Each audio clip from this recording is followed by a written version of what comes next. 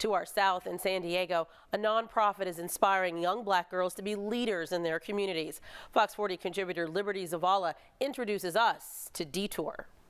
Hello, everybody. We are on our way to mountain biking. What started as a breakfast talk for foster sisters in Southeast San Diego is now a thriving leadership academy for girls of color, known as Detour. Detour is my love letter to the community. Detour stands for Depositing Empowerment through Outreach and Urban Development and helps girls develop self-esteem, self-love, and self-empowerment. My confidence, it just went up, and it really gave me like the boost I needed, and I'm more involved in my community than ever. I really feel like I'm just a part of something special. Tinesia Conwright's goal is to make sure these girls have big sisters to help them through the challenges of life and home. You don't see a lot of traditional households. You may have girls that are being raised by grandmother, aunt, foster parents even.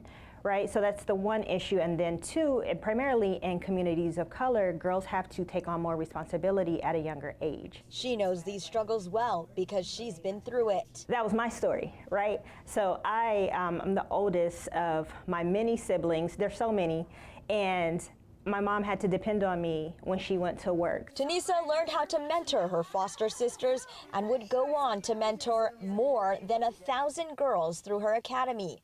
She teaches them life skills and lessons that they wouldn't otherwise be exposed to. Talk about, healthy communication, healthy relationships, mental health, surviving high school, surviving college. But her program, known as FANCY, or Focused and Naturally Confident Youth, teaches them they have what it takes to succeed in college and at their future careers. We've done a lot of robotics camps. We've visited big places like solar turbines and just amazing things like that around the city. And it's definitely been way better than I could have ever expected. And when I first joined, I had no idea that I would even have the chance to do half of the things that I've done. The Academy exposes them to charity work, STEAM education, outdoor activities, and gives them a place to learn, grow, and serve. I joined a sport.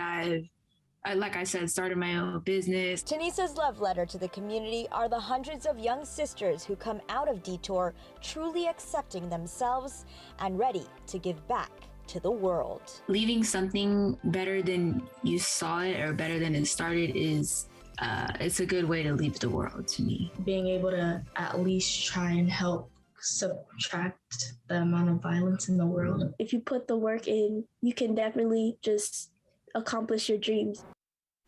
And that was Fox 40 contributor Liberty Zavala reporting. The girls meet one night every week. Organizers hope to one day expand this program to help girls all over the world. Still ahead on this special edition of Fox 40 News, honoring Black history, meet the Northern California dentist who's been helping and inspiring his patients for decades.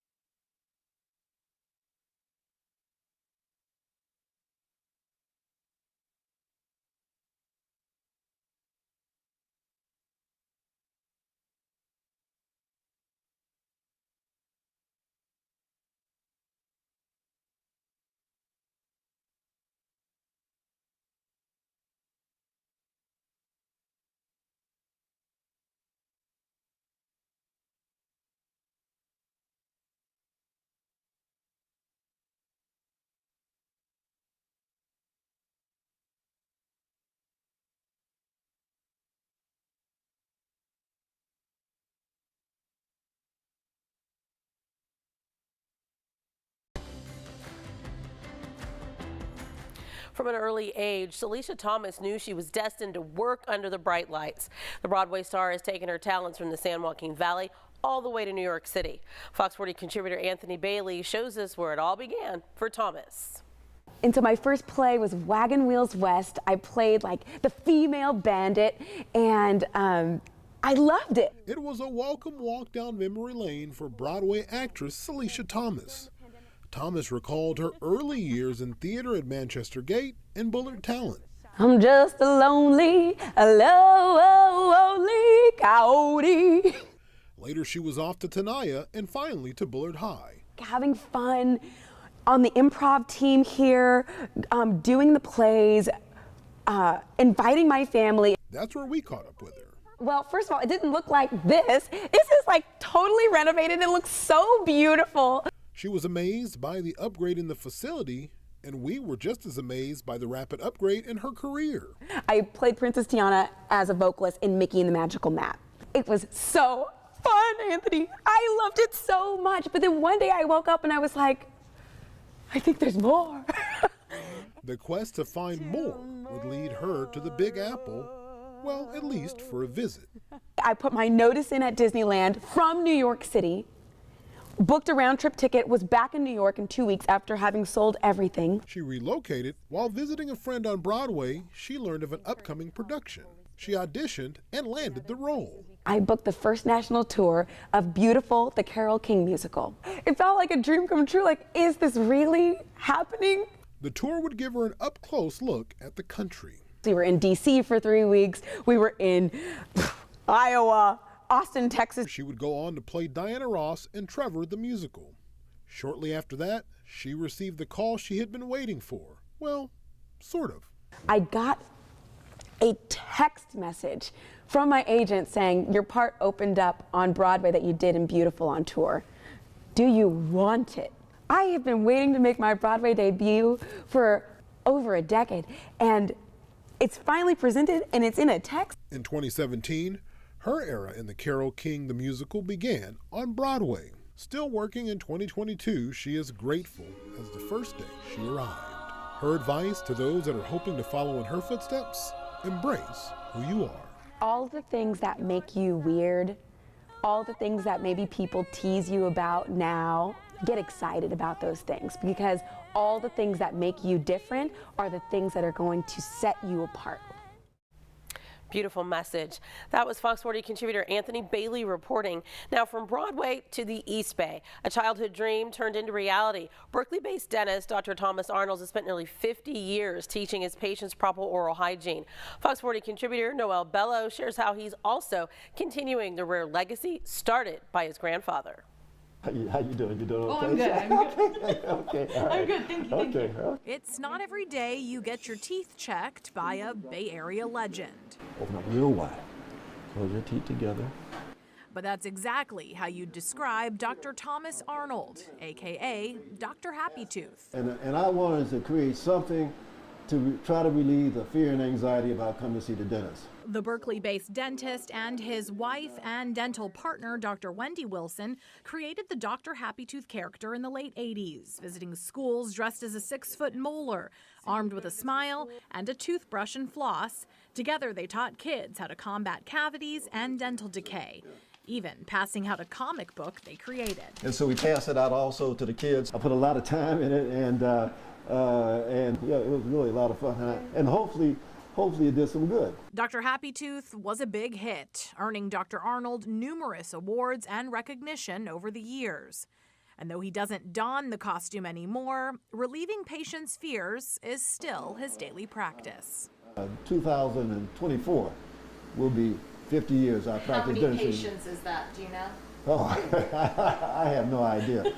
He's been in the same location all that time, too. In fact, the office located on Martin Luther King Jr. Way in Berkeley was originally run by Dr. William Pittman, the very first black dentist to open a practice in the East Bay back in 1930. Martin Luther King Jr. Way, the street in front of the office, it used to be called Grove Street.